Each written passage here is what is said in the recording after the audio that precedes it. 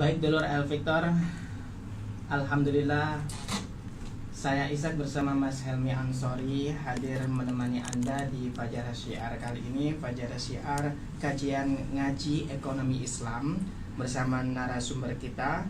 Beliau adalah Dr. Haji Muhammad Khairul Anwar SAG MEI. Beliau adalah staf dosen ekonomi syariah di Universitas Negeri Surabaya serta pengasuh Pondok Pesantren Darul Arkom di Wonocolo, Surabaya, dan juga yang kita kenal sebagai ulama karismatik dengan kajian ilmunya yang luar biasa. Kali ini beliau sudah hadir di studio narasumber kita. Anda juga bisa bergabung dengan kami di nomor 081 234 9393990, 081 234 9393990, nomor WhatsApp, ataupun bisa langsung ditelepon secara langsung nanti setelah sesi kajian. Anda juga bisa mengikuti kita di live streaming IG, Instagram. Tulis saja di Instagram Radio El Victor. Nanti Anda bisa melihat secara langsung narasumber kita dalam menjelaskan kajian ini. Baik, untuk kali ini kita mempunyai topik yang berhubungan dengan ekonomi Islam dengan judul Semangat Bekerja Setelah Mudik. Bersama beliau, mari kita sapa bersama. Assalamualaikum warahmatullahi wabarakatuh. Waalaikumsalam warahmatullahi wabarakatuh, Mas Ishak. Bagaimana kabarnya Ustaz? Alhamdulillah, alhamdulillah sehat walafiat setelah puasa.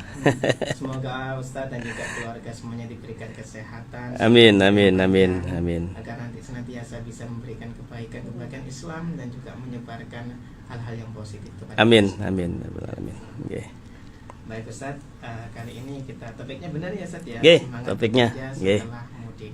Kebetulan euforia mudik ini kan luar biasa ini. Luar biasa sekali, Masya Allah. Hampir sudah 2 tahun ya Ustaz? 2 tahun. Ya walaupun ada juga yang mudik tapi rasanya kan tahun ini itu luar biasa. Luar biasa. Walaupun ya banyak yang cerita di sana sini macet, tapi kan justru itulah kenikmatannya. Iya. Kalau mudik macet kurang tidak nyaman. Justru di situ. Ya. Oke, Mas Ishak. Jadi pada kesempatan kali ini kita akan membahas tentang semangat bekerja setelah mudik ini ya. Karena kemarin begitu luar biasanya, bahkan di beberapa medsos itu ada yang cerita habis sekian juta, bahkan ada yang sampai 20 juta untuk mudik. Nah tentunya ya di satu sisi mungkin ada yang menilai itu sebuah pemborosan, tapi di sisi lain ada yang menilai ya memang itulah salah satu euforia dari mudik itu, sehingga ya rasanya kok kalau sudah dihabiskan seperti itu kan jangan kemudian terus setelah kembali ke tempat asal terus bekerjanya tidak semangat lagi, ya janganlah. Ya justru itu harus dijadikan sebagai bahan penyemangat, bahan motivasi untuk kita bagaimana kita ya bekerja lagi secara maksimal. Kalau kita lihat dulu dari Victor ya, mudik itu kan sebuah tradisi, tetapi di dalamnya banyak nilai-nilai keislaman. Jangan dikira mudik itu hanya sekedar rame-rame saja, euforia saja, tetapi ada nilai silaturahim yang luar biasa.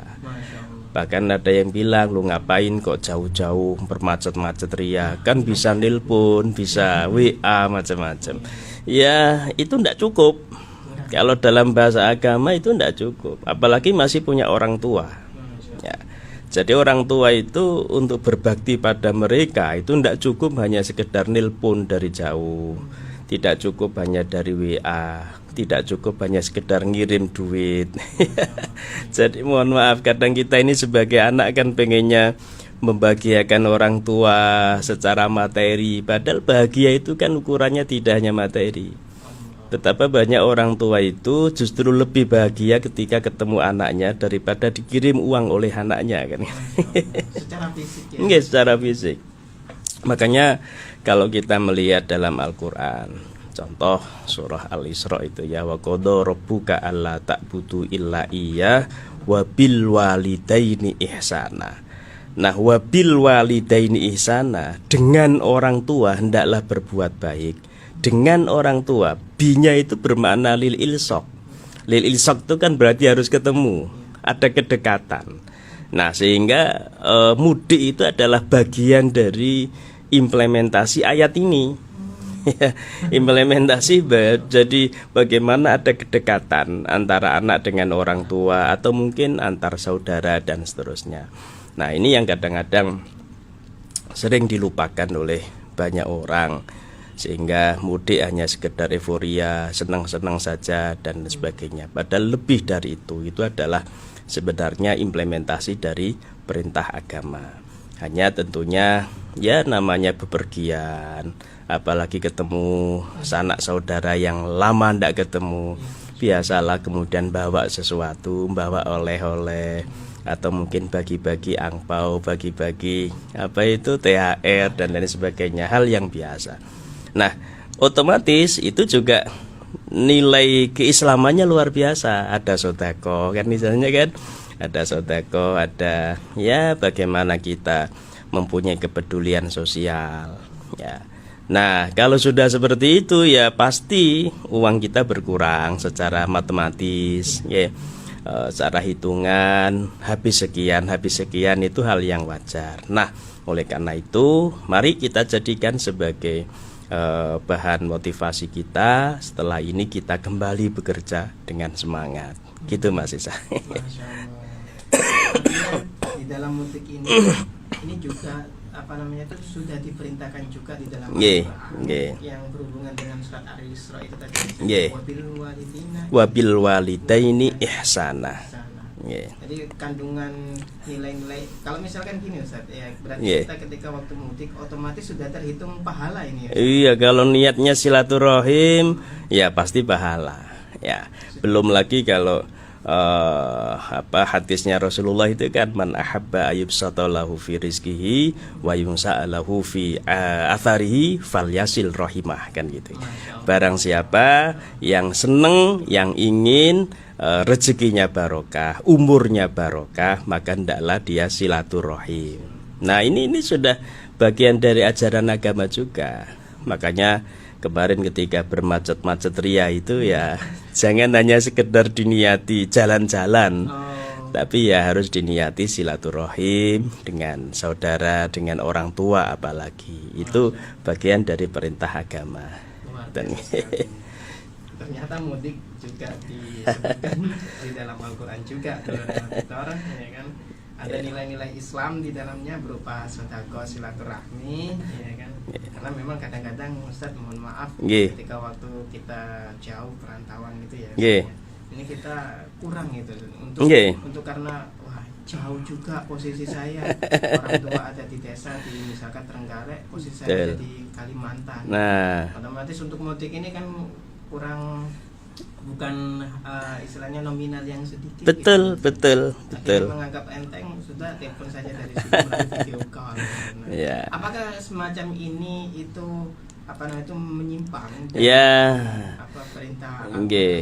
Ya tentunya sesuai dengan kemampuan lah Mas. Ya, sesuai dengan kemampuan. Kalau memang dia jauh dari keluarga, terutama dari orang tua, dan secara materi mungkin ya terbatas, ya sesuai dengan kemampuan dia. Kalau mampunya silaturahimnya melalui video call, melalui media sosial, ya kenapa tidak? Ya memang mampunya seperti itu. Tapi bagi mereka yang betul-betul mampu untuk ketemu secara langsung, ya kenapa tidak? Mohon jangan diremehkan ini. Karena begini, Aisyah dan dulur-dulur Al-Victor ya, kita komunikasi langsung ketemu dengan lewat media itu jauh berbeda. Contoh ini kan eranya kan era pandemi kemarin tuh kan, ngajar di kampus, di sekolah selalu menggunakan cara online, media online. Nah ternyata hasilnya luar biasa, sangat kurang kalau kita lihat. Ya gimana ini luar biasa kurang. Gimana tidak, wong kadang-kadang diajar tapi mahasiswanya tidur. Sandiwil tidur-tiduran sampai kebablasan tidur. Apalagi anak SD, anak itu berat itu ngajar mereka. Belum lagi bagaimana karena begini, orang sekolah, orang kuliah itu kan tidak hanya sekedar transfer pengetahuan, tapi bagaimana kita memberikan suri tauladan pada anak didik kita. Ya, sehingga kalau dari jarak jauh ya jelas berbeda. Nah, silaturahim juga begitu. Ya, betapa banyak orang yang salah paham hanya komunikasi melalui media. Rapat-rapat itu kadang sering salah paham karena melalui media. Ya, nah kalau ketemu udah yang gegeran bisa gergeran kan. Ya, lebih jelas dan ya meminimalisir salah paham lah.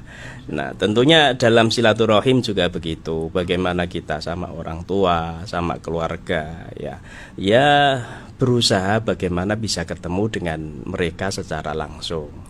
Tetapi sekali lagi, kalau memang kita tidak mampu karena keterbatasan kondisi kita atau keterbatasan finansial kita, ya kenapa tidak kita bisa melalui cara online, media sosial. Okay. Ada yang menarik Ustaz, ini juga beberapa orang pernah mengalaminya. Jadi ketika waktu berada di perantauan yang sangat jauh sekali, kemudian keadaan finansial ini istilahnya itu di bawah kebutuhan, masih kurang. Makanya ketika waktu akhir-akhir setelah bulan Ramadan itu sang ibu menelpon, kemudian hingga meminta anaknya untuk kembali ke kampung halamannya dengan mengancam, nanti kalau misalkan saya nggak ada nanti bagaimana? Ancamannya seperti itu. Sedangkan posisinya jauh sekali Ustaz. Mungkin ada beberapa teman itu, beberapa orang itu bahkan sampai di luar negeri. Hitungannya seperti itu. Jadi sang ibunda menginginkan anaknya kembali lagi ke kampungnya, jangan kerja lagi di luar negeri, kerja di sini. Dalam keadaan si anak kondisi finansialnya sangat kurang dan juga terbatas. Nah, menanggapi hal semacam itu bagaimana? Kalau menurut saya ya bagaimanapun kita ikuti orang tua. Apalagi ibu itu kan, ya seberat apapun bagi kita, tapi kalau memang itu adalah perintah ibu, ya harus kita usahakan. Apalagi yang seperti itu, jangan-jangan ibunya tahu kalau di sana nggak berhasil, daripada di sana nggak berhasil, mending lebih baik pulang. Makanya orang Jawa dulu tuh kan ada istilah kumpul gak kumpul, mangan gak mangan, sementing kumpul. Walaupun itu dibalik sama orang sekarang dibalik, kumpul gak kumpul yang penting mangan. Padahal kalau bagi orang tua yang tadi awal saya sampaikan, kadang-kadang kebahagiaan orang tua itu dekat dengan anak-anaknya. Jadi bukan karena selalu dipenuhi secara materi, belum tentu. Bahkan ya kalau dulu orang tua saya masih hidup itu ya memberikan batasan ke saya, minimal sebulan sekali harus pulang. Minimal 1 bulan sekali harus pulang, karena kebetulan saya kan dekat Lamongan kan, Lamongan. Jadi ya saya usahakan sebulan sekali, bahkan kadang lebih dari sekali sebulan itu, karena bagaimanapun pertemuan itu sangat penting. Nah, kasus yang tadi seperti itu ya bagaimanapun kita harus mengikuti arahan orang tua. Ridallah fi ridol walidain wa sukhtullah fi sukhtil walidain. Ridhonya Allah itu tergantung ridhonya orang tua. Jangan-jangan dia seret kerjanya di sana itu karena orang tua nggak ridho. Jadi udahlah, kalau kita membahagiakan orang tua itu pasti kita dibahagiakan oleh Allah. Ya, tidak ada ceritanya orang yang betul-betul berbakti membahagiakan orang tua terus hidupnya susah, itu nggak ada ceritanya. Makanya kadang-kadang saya sering menyampaikan ke mahasiswa saya, ketika kita hidup ini sering ada masalah, ada hal ini, hal itu dan lain sebagainya. Jangan-jangan kita pernah bikin masalah pada orang tua kita yang belum minta maaf kepada mereka. Nah, sehingga kita upayakan semaksimal mungkin bagaimana membuat orang tua ridho pada kita. Ya, kunci kebahagiaan dunia akhirat ya orang tua itu. Sehingga orang Jawa dulu kan mengistilahkan wong tua itu pangeran katon kan. Tuhan yang kelihatan. Artinya di sini bagaimanapun juga yang namanya orang tua ini mutlak gitu ya Ustaz ya. Kita harus mengikuti apa ya, dalam keadaan bagaimanapun. Iya. Kalau orang tua menginginkan kita kembali ke sana ya kita kembali. Jadi kita harus mengikuti orang tua kecuali perintah itu yang bertentangan dengan syariah. Lah tapi kalau yang tadi kasus itu disuruh pulang kerja saja di sini ya itu bukan bertentangan dengan syariah sehingga harus kita ikuti. Ya. Jadi kalau saya melihat itu ya itu tadi, jangan-jangan kenapa finansial dia di perantauan kok enggak maksimal, jangan-jangan memang orang tua nggak ridho kan di situ. Ya. Repotnya di situ. Ini yang kadang-kadang kita kurang begitu memberikan perhatian betul. Betul. Dan memang ya kita sering mengukur sesuatu itu hanya dari sisi materi saja. Itu salah satu kelemahan dan kesalahan kita selama ini. Sedikit-dikit materi, dikit-dikit materi kan gitu. Ketika melihat orang nggak punya uang dikira dia nggak bahagia. Padahal orang itu jangan-jangan lebih bahagia daripada kita yang uangnya banyak. Sama ketika bicara orang tua, kita pengennya membahagiakan orang tua dengan memberikan materi yang berlebih. Jangan-jangan orang tua kita lebih bahagia dengan kehadiran kita. Saya kira dulur-dulur El Victor yang berpengalaman sebagai orang tua sudah sangat tahu tentang ini. Walaupun tidak semuanya Mas Ishak. Ada juga orang tua yang penting dapat uang, ada seperti itu. Tapi bagaimanapun sebagian besar orang tua pasti mempunyai rasa dan jiwa yang sama lah. Dengan kedekatan anak itu memberikan efek bahagia yang luar biasa. Artinya beberapa orang tua itu, ini sebagian kasus ya. Berarti sebagian orang tua itu lebih senang ketika waktu mereka itu bertemu dengan sang betul, anak. Bukan hanya sebagian tapi sebagian besar itu. Lebih besar lagi ya. Masya Allah. Nah, sehingga setelah selesai mudik ya mari kita maksimalkan kerja kita lagi. Kalau bahasa kita umpama kita hubungkan sama surah Al-Jumu'ah itu kan fa idza qudiyatis shalah fantashiru fil ardi wabtaghu min fadlillah. Ketika sholat itu sudah dilaksanakan, kalau dalam konteks ayat ini sholat Jumat, maka bertebaranlah kalian di muka bumi, wabtaghu min fadlillah, cari itu anugerah Allah. Dalam bahasa sederhana, bekerja. Ya, setelah melaksanakan sholat, ayo maksimal bekerja. Nah, kalau bahasa ini setelah silaturahim hari raya, ayo kita maksimal bekerja lagi. Nah, dalam rangka apa? Ya, dunyawiyah wa ukhroniyah. Ya, jadi kita bekerja itu kan bukan sekedar nyari materi, nyari kebahagiaan dunia, tapi juga dalam rangka bagaimana rohani kita. Ya, sehingga produktivitas di dalam ekonomi Islam itu bukan hanya diukur jasadiyah, materi, tapi juga ruhaniyah. Rohani kita bagaimana? Sekaya apapun kita, sehebat apapun mungkin materi kita, tapi kalau rohani kita tidak hebat ya rasanya percuma. Ya, kadang banyak uang tapi malah mikir nanti bagaimana uangnya jangan-jangan dicuri orang, macam-macam malah bingung. Nah, sehingga dalam perspektif ekonomi Islam ya bagaimana jasadiyah kita, materi kita, dan juga rohaniyah kita, rohani kita ini bagaimana.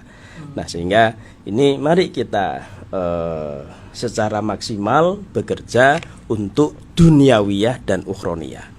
Nah, makanya kalau saya lihat di tafsir Al-Marawi ini ya, ketika menafsirkan ayat fa idza qudiyatis sholatu fantashiru fil ardi wabtaghu min fadlillah. Ai fa idza ataitumus sholata fatafarraqu li ada'i masalihikum ad-dunyawiyah.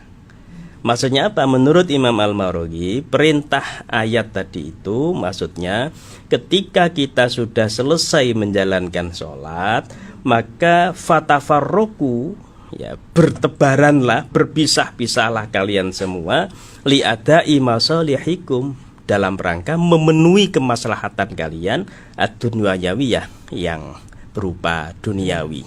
Ya, Tapi bukan sekedar duniawiyah, di sini ada ba'da an ataitum ma yang faukum fi akhiratikum. Ya. Artinya apa? Jangan lupa tadi itu ada perintah sholat dulu, baru kemudian bekerja. Berarti ada dua kebahagiaan yang kita capai, kebahagiaan dunia dan kebahagiaan akhirat. Ini yang harus kita pahami bersama. Begitu Mas Isa. Masya Allah, luar biasa sekali. Saya tertarik Ustaz dengan namanya itu tadi penjelasan panjenengan yang menjelaskan bahwasanya dalam bekerja itu tidak hanya jasad saja, melainkan ruh kita itu juga bekerja. Artinya menggabungkan. Ini kan kita membahas mengenai semangat bekerja. Artinya bagaimana prakteknya menggabungkan antara jasad dan ruh ketika bekerja untuk mendapatkan baik itu duniawi maupun ukhrawi. Nah, kalau kita merujuk pada surah Al-Qasas 77, wabtaghi fima atakallahu darul akhirah wala tansa nasibaka minad dunya. Dan carilah kebahagiaan akhirat dengan menggunakan kebahagiaan dunia. Ya, jadi wabtaghi fima atakallahu darul akhirah. Carilah kebahagiaan akhirat, ya, menggunakan apa yang telah dianugerahkan Allah kepada kalian di dunia ini. Ya. Wala tansa nasibaka minad dunya. Nah, tapi jangan lupakan bagian kalian di dalam kehidupan dunia. Ya. Saya kira ini adalah nilai keseimbangan yang luar biasa di dalam Islam. Islam itu tidak hanya sekedar mengajarkan ukhrawi saja, hanya sekedar sholat atau ibadah-ibadah spiritual yang lain, tetapi juga Islam mengajarkan bagaimana kebahagiaan dunia ini. Ya, maka jangan heran satu doa yang mungkin hampir semua umat Islam hafal ini. Sapu jagat itu. Rabbana atina fid dunya hasanah wa fil akhirati hasanah wa qina adzabannar. Jadi keseimbangan kebahagiaan kita itu ya jangan sekedar bahagia dunia, tapi juga harus bahagia akhirat. Kenapa? Karena kita hidup ini kan tidak hanya sekedar di dunia. Mohon maaf, kadang-kadang ada orang-orang tertentu yang merasa hidup itu hanya di dunia. Tapi bagi kita di dalam ajaran Islam, hidup itu tidak hanya di dunia. Bahkan di dunia ini kan hanya fase kehidupan yang kesekian kalinya. Ya, setelah mati nanti kita masuk ke alam lain. Sehingga karena kita percaya ada alam akhirat dan alam yang lain, maka orang meninggal itu bukan akhir dari kehidupan. Ya. Jadi orang meninggal itu ya masih hidup, cuman di alam yang berbeda. Jadi di alam yang berbeda. Maka ketika ada orang sodako karena niatnya untuk dia, ya tidak masalah, wong dia masih hidup sebenarnya. Ketika kita doakan, kita kirimi Fatihah dan lain sebagainya, tidak masalah, wong dia masih hidup. Ya, nah ini yang sering kita lupakan, seolah-olah orang tuh kalau sudah mati ya selesai. Padahal ya tidak, hanya pindah alam yang tentunya berbeda alam itu ketika dia hidup di dunia. Masya Allah. Ya. Mencari kebahagiaan ukhrawiyah melalui kegiatan yang ada di duniawiyah. Wabtaghi fima atakallahu darul akhirah. Carilah ya kebahagiaan akhirat dengan apa yang telah dianugerahkan Allah pada kalian di dunia. Ya, contoh begini, kita bekerja dapat uang. Ayo uang kita gunakan menggapai kebahagiaan akhirat. Ya, kita diberi kesehatan oleh Allah di dunia ini. Ya, kita gunakan kesehatan kita untuk mencari kebahagiaan akhirat. Kita diberi anak, diamanai anak. Ya mari anak itu bagaimana caranya bisa membuat kita bahagia di akhirat. Ya. Kita punya suami, punya istri, ya itu juga bagaimana kita gunakan semua itu dalam rangka menggapai kebahagiaan akhirat. Nah, kalau seperti itu berarti dalam Islam itu dunia akhirat itu satu kesatuan.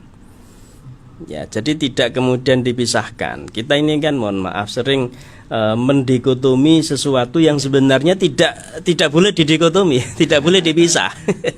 Ya, dunia akhirat dalam Islam itu satu kesatuan. Tidak boleh kemudian yang penting dunia saja, akhirat belakangan, nggak bisa. Ya, sama dengan hablum minallah dan hablum minan nas. Kita ini sering membedakan. Udahlah, ini hablum minallah, ini hablum minan nas, nggak bisa. Itu satu kesatuan. Maka ketika ada orang hablum minallahnya baik tapi hablum minan nasnya jelek, jangan-jangan hablum minallah dia ada yang salah. Ya. Kalau rumus saya itu ketika hablum minallah itu baik, maka otomatis mestinya hablum minan nas juga baik karena satu kesatuan. Sebaliknya ketika hablum minan nas itu baik, maka mestinya hablum minallah juga baik. Kok ada orang suka neraktir koncone, diajak mangan koncone, seneng ngajak wong liya, seneng sedekah macam-macam. Lho kok giliran diajak sholat nitip umpama. Jangan-jangan kebaikan dia sama temannya tadi ada sesuatu. Mungkin bukan karena Allah, tapi mungkin biar dianggap orang yang alim atau orang yang suka dermawan ya, atau ada kepentingan, atau jangan-jangan biar dipilih jadi anggota dewan. Ya kalau seperti itu ya tidak ikhlas lagi, sehingga hablum minallah dia ya susah. Makanya ini satu kesatuan. Ya sama kemarin ketika kita sudah puasa selama 1 bulan, ya hablum minallah kita sudah baik, maka kemudian dalam Islam ada hari raya saling memaafkan. Ini adalah dalam rangka menyempurnakan ibadah puasa kita kemarin dengan hablum minan nas kita bagaimana. Ya makanya kita merasa berterima kasih dengan pendahulu kita di Nusantara ini kan, yang mengadakan tradisi halal bihalal itu, masya Allah. Saya itu kalau merenung Mas Isa dan dulur-dulur ya, rasanya kita ini bersyukur sekali jadi orang Indonesia ini.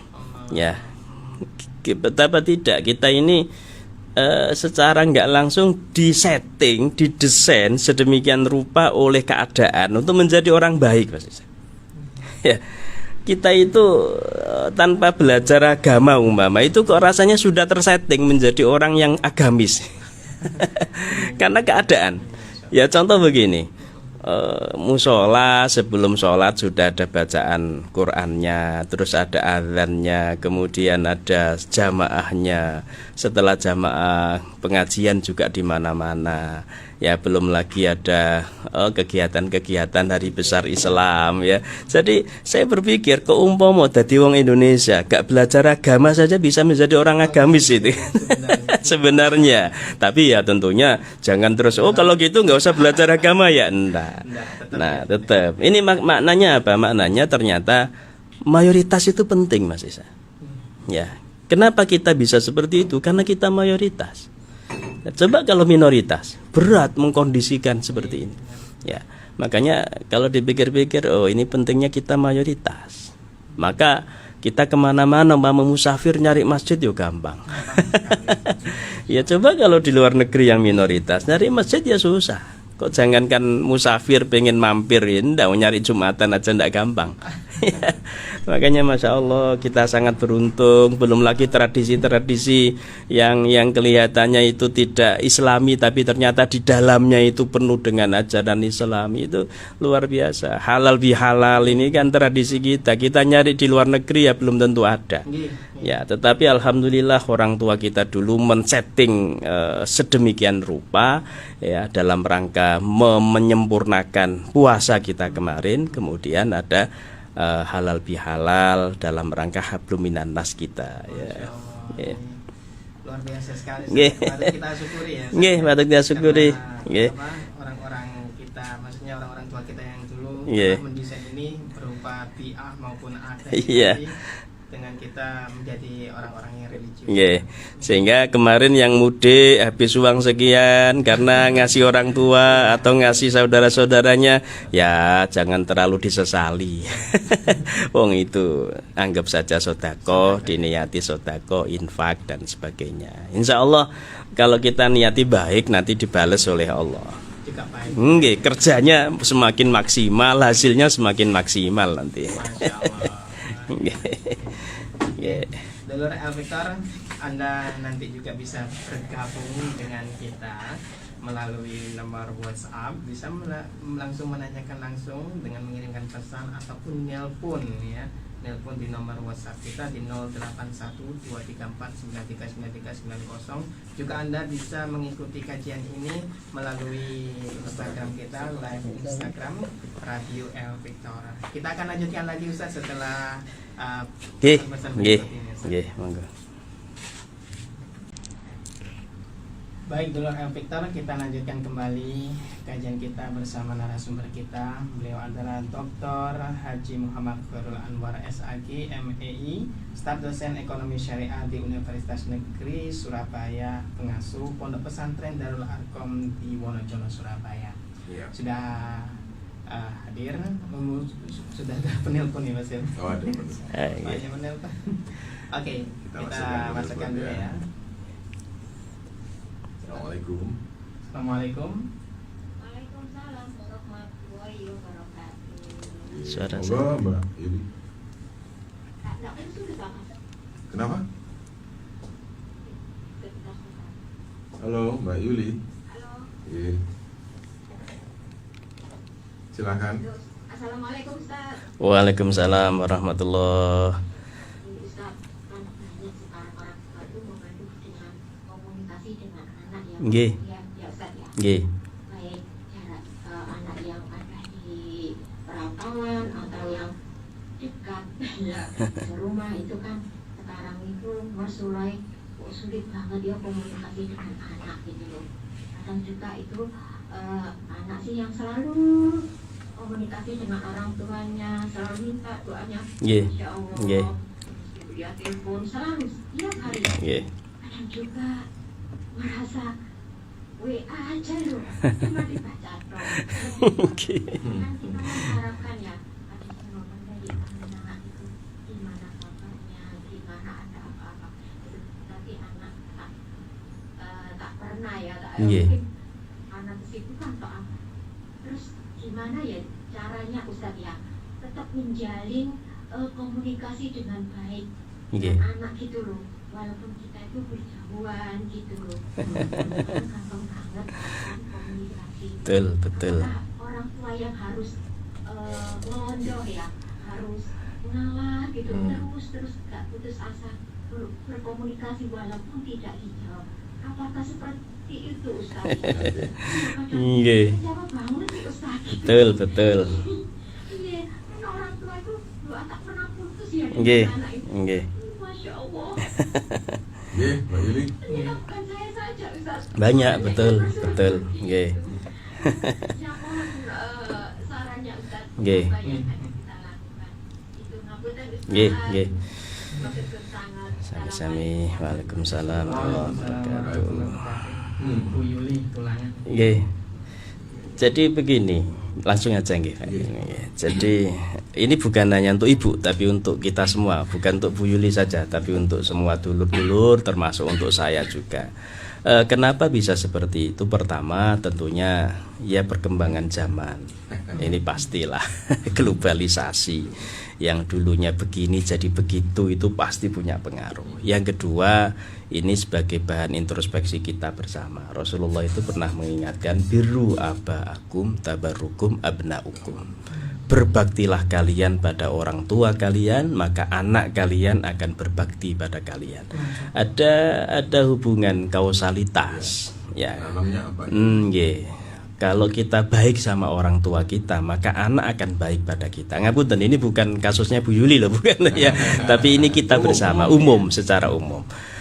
Kalau kita komunikasi dengan orang tua kita dengan komunikasi yang baik, maka anak kita akan komunikasi dengan kita tentunya.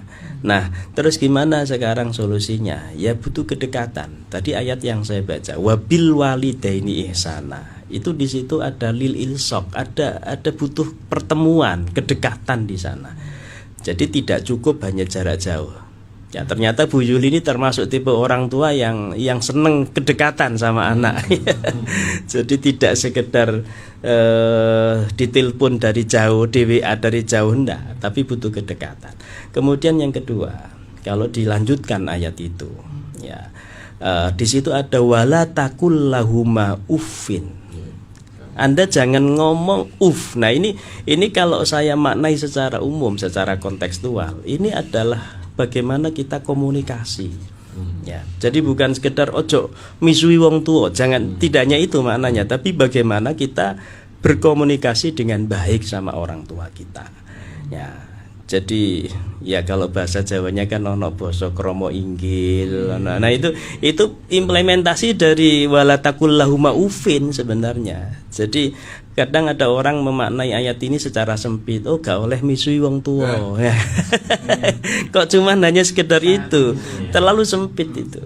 Ya mungkin kalau tadi kasusnya Bu Yuli, nek di WA wong tua itu ya balesen lah, ojo diwaca tok. Nah itu juga implementasi walatakullahuma ufin. Nah sehingga sekarang kalau kita punya orang tua, kemudian punya anak seperti itu, ya bagaimana kita dekati anak kita. Ya, saya yakin ibunya tahulah bagaimana ini cara mendekati anak-anaknya itu. Karena kasus seperti ini banyak. Ya, banyak sekali. Kemarin saya disambati teman saya. Jadi anaknya di pondok. Ya, terus pulang itu kan pengennya ada kedekatan. Enggak, anaknya ini di kamar terus.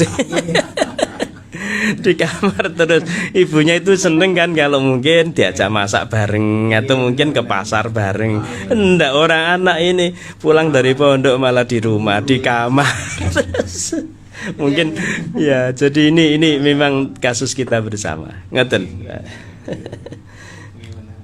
Kadang-kadang sama orang tuanya komunikasi itu malu. Kalau di luar terutama Ustaz Eli. Iya. Kok wong tuane dhewe kok susah. Oke, kita lanjutkan ke WA ya. Nggih. Ya.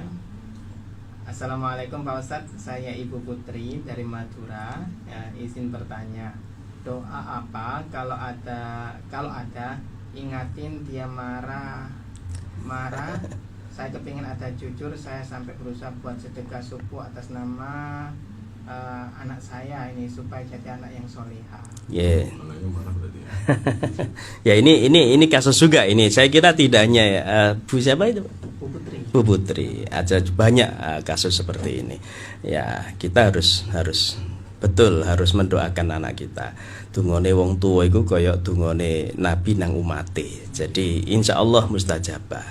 Nah, doa apa? Kalau kita merujuk pada Quran ya Rabbana hablana min azwajina wa dzurriyyatina qurrata ayun, atau Rabbi habli minas sholihin, atau Allahumma ja'alna wa auladana min ahlil ilmi wa ahlil khair, ya, wa ahlil Quran wa la taj'alna wa iyyahum min ahli syarri wa dhail. Nek gak iso ndonga Arab ya basa Jawa.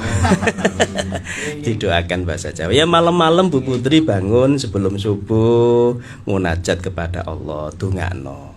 Yang kedua, anak sekarang itu tidak cukup hanya dididik secara keilmuan, tapi harus secara rohani harus didekati. Ya minimal difatihai.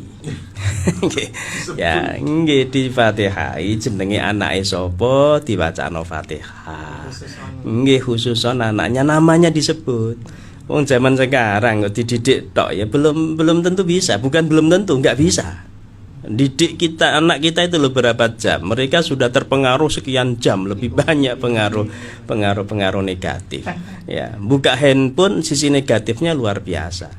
Kok diulangi hanya mengandalkan TPQ, hanya mengandalkan pelajaran agama di sekolah, hanya mengandalkan, mohon maaf, seislami apapun sekolah kita, tapi kalau kita tidak memberikan contoh anak kita dengan contoh yang baik dan juga tidak didoakan mereka, jangan harap mereka menjadi anak yang solihah. Ngaten. Nggih, uswatun hasanah dan doa hasanah tadi. Doa ini punya power yang luar biasa. Nggih, apalagi orang tua ini. Ya. Itu. Ada telepon? Nggih, monggo. Satu lagi Ustaz ya. Nggih, satu lagi. Ya, assalamualaikum. Waalaikumsalam warahmatullahi. Oke, silakan. Ya, sebelum saya mengucapkan terima kasih, mohon maaf semua Pak Ustaz. Nggih, sami-sami. Jangan tolong volume radionya dikecilkan ya. Nggih, sampun nggih. Monggo. Ya kan Pak Ustaz. Nggih. Nggih. Nggih, monggo. keluarga saya itu ada anak saya yang satu. Itu gimana gitu loh Pak Ustaz sifatnya itu. Kalau mengolokkan gitu ya sama orang tua itu akan membuat hati saya sakit. Tapi saya berusaha untuk sabar. Udah saya berpikiran seperti ini. Ya mungkin anak ini belum pengalaman. Jadi kalau ngomong ya nggak berpikir itu menyinggung orang tua apa. Contohnya gini, kemarin itu waktu hari raya Idul Fitri itu bukannya saya meminta, enggak Pak Ustaz, saya pernah meminta anak saya sepeser pun kalau diberi saya terima, kalau tidak diberi saya tak pernah minta. Kemarin bilang gini, Bu saya nggak bisa ngasih hadiah soalnya saya belum gajian, mungkin 2 bulan double. Oh iya Mbak, tidak apa-apa, seperti kamu sehat, puasa, keluarga kamu rukun. Kemudian berapa minggu ke sini kita beli bajunya si adiknya itu. Mampir saya diajak. Beli gelang Pak. Dengan harga hampir 5 juta. Ya saya batin katanya nggak punya uang, kok beli seperti ini. Mau beli inventaris. Sudah setelah itu lagi berapa minggu lagi ke sini. HP-nya kan rusak untuk itu beli HP lagi Pak Ustaz. Dengan harga 10 juta. Kemudian saya itu nangis Pak Ustaz. Seperti ini anak saya. Kan lebaran kan juga saya butuh biaya mungkin untuk beli untuk bacaan untuk yang lainnya gitu. Katanya nggak punya uang tapi kok seperti ini ya saya hanya ikhlas dan sabar. Mungkin di suatu keluarga pasti ada yang menjadi kalau orang Jawa itu lakon ya Pak ya. Ya mungkin seperti itu ya. Tak bisa tetap memaafkan sama Allah. Mudah-mudahan seperti itu hidayah. Mudah saya pada orang tua. Itu aja Pak Ustaz. Ya Pak. Terus Bu. Terus Tina ya. Tina. Anak yang seperti itu aja Pak Ustaz. Assalamualaikum warahmatullahi wabarakatuh. Waalaikumsalam warahmatullahi wabarakatuh. Bu Vina dan semua dulur El Victor, kalau kita merujuk dalam Quran kan begini bahwa wa'lamu annama amwalukum wa auladukum fitnah. Ya, ketahuilah bahwa harta benda kita, anak-anak kita adalah fitnah, ujian, cobaan bagi kita. Ya, yang punya anak baik itu cobaan. Yang punya anak jelek juga cobaan. Ya, yang baik itu mungkin sering kita nggak menganggap cobaan. Sering kita menganggap ujian itu sing gak enak. Padahal sing enak gitu ujian. Ya, nggih. Jadi tidak hanya Bu Vina sing anaknya ada yang seperti itu. Ya, tapi ya yang anaknya soleh-solihah itu juga sebenarnya ujian. Dikai anak soleh wong tuane ya apa? Lah itu kan ujian juga. Nah, kalau Bu Vina tadi bilangnya itu lakone, kalau dalam bahasa Quran itu kan inna min azwajikum wa auladikum aduwwul lakum. Ya ayyuhalladzina amanu inna min azwajikum wa auladikum aduwwal lakum fahdharuhum. Ya. Jadi musuh. Iya, jadi kadang-kadang anak kita itu jadi musuh kita. Ya mungkin kasus seperti Bu Vina ini musuh dalam tanda petik ya. Fahdharuhum, maka waspadalah pada mereka. Nah, solusinya gimana Bu Vina? Ngapunten, kita kembali ke yang tadi saya sampaikan, ojo lali secara rohani difatihai, didongakno anake. Sejelek apapun anak kita, itu ya tetap anak kita. Ya. Jadi wong Jawa kacang gak adoh lanjaran. Ya ngapunten, ini introspeksi bagi kita. Mari kita ya minimal bertaubat kepada Allah. Mungkin dulu kita pernah nyalai wong tua. Ya, sehingga kita sekarang dibalas oleh Allah, disalahi sama anak kita. Karena ya salah satu dampak atau akibat dari kesalahan dosa yang tidak ditangguhkan oleh Allah nunggu kiamat, itu ya salah sama orang tua. Dampaknya nanti diberikan di dunia ini.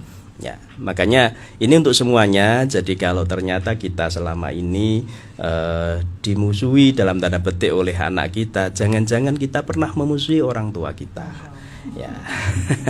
Sehingga taubat Ya, kunci utamanya pertama adalah taubat, yang kedua didoakan anaknya jangan sampai seperti itu. Kemudian yang ketiga, ya bagaimanapun ngapunten Bu Vina dan yang lain, kita jangan mempunyai prasangka buruk pada anak kita. Ya, jangan-jangan memang anak kita, ya kenapa kok kelihatannya menurut kita itu lebih mengutamakan istrinya, mungkin ya lebih mengutamakan tuku gelang ketimbang kayak THR. Jangan-jangan ada faktor lain yang kita belum tahu. Ya, sehingga tadi Bu Vina didoakan, ya jangan suudzon pada anak, ya, dan jangan sampai punya prasangka, artinya loh ngene yang kok muga-muga ngene, ya jangan sampai. Ya, jangan sampai ndongakno elek pada anak. Bagaimanapun mereka adalah investasi kita ketika kita di akhirat. Ya, tetap kita harus sabar karena mereka adalah ujian cobaan bagi kita semua. Ngeten. Sampun Ustaz. Nggih, sampun nggih. Mau- Alhamdulillah. Berpindah. Beda tempat. Iya. Ini ngajar kemana? Ke Kampus Lidah ada rapat ini. Jeddah Madus Nggih, menyempatkan nggih, waktunya nggih. hari ini Nggih. menyapa dulu terus semuanya dan diberi ilmu yang luar biasa. Amin, amin. Kita kasih seorang tua dan anak. Luar biasa sekali. Banyak sekali. Banyak sekali. Oke. Nggih, Ustaz, matur suwun nggih. Atas doa. Nggih, Dulu nggih. monggo disilakan apa namanya untuk berdoa. Oh, nggih, nggih. Baik, dulur-dulur El Victor, mari kita berdoa kepada Allah dengan khusyuk, dengan tawadhu. Mudah-mudahan keluarga kita diberkahi Allah, rezeki ekonomi kita diberkahi Allah. Amin ya rabbal alamin. Bismillahirrahmanirrahim. Allahumma sholli ala sayyidina Muhammad wa ala alihi washabihi wasallim. Alhamdulillahi rabbil alamin. Hamdan syakirin, hamdan na'imin, hamdan yuwafi ni'amahu wa yukafi'u mazidah. Ya Rabbana lakal hamdu kama yanbaghi li jalali wajhikal karim wa 'azimi sultanik. Allahumma inna nas'aluka al-'afwa wal 'afiyah fid dini wad dunya wal akhirah. Allahumma inna nas'aluka al-huda wat tuqa wal 'afafa wal ghina. Allahumma barik lana fi umrina وبارك لنا في أولادنا وبارك لنا في أرزاقنا وبارك لنا في حياتنا برحمتك يا أرحم الراحمين. ربنا هب لنا من أزواجنا وذرياتنا قرة أعين واجعلنا للمتقين إماما. اللهم اجعلنا وأولادنا وأزواجنا وتلاميذنا وأساتذتنا أصدقاءنا من أهل العلم وأهل الخير وأهل القرآن ولا تجعلنا وإياهم من أهل الشر والضير. ربنا آتنا في الدنيا حسنة وفي الآخرة حسنة وقنا عذاب النار. صلى الله على سيدنا محمد وعلى آله وصحبه وبارك وسلم والحمد لله رب العالمين. الفاتحة.